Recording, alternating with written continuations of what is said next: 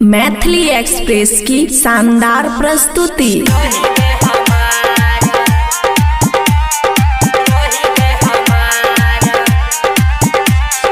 खुशी recording studio बलुआहा।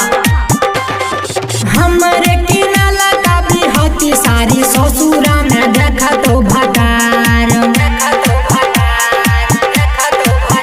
हाँ हाँ हमरे किनाला का भी होती सारी ससुरा में देखा तो भटार। भले कनिया न भले दूसरा के माल पहले रही गए हमारा।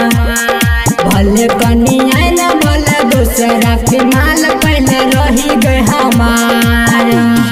DJ good Madhubani, DJ good Madhubani, DJ good Madhubani. भले कनिया न भले दूसरा के माल पहले रही गए हमारा। खुशी रिकॉर्डिंग स्टूडियो।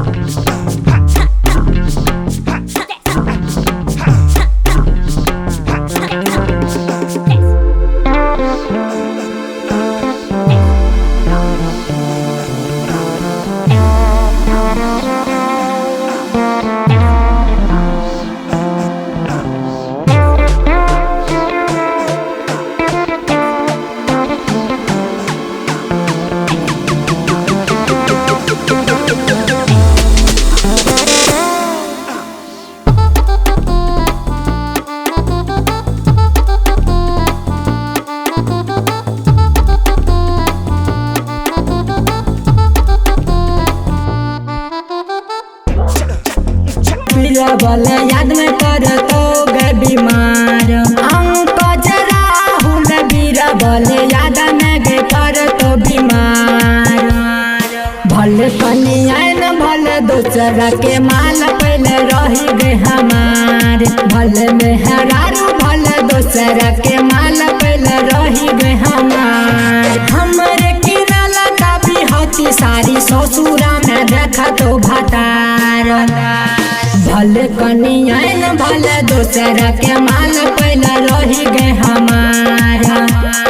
भले कनिया न भले दूसरा के माल पहले रही गए हमारा। खुशी रिकॉर्डिंग स्टूडियो बलुआहा।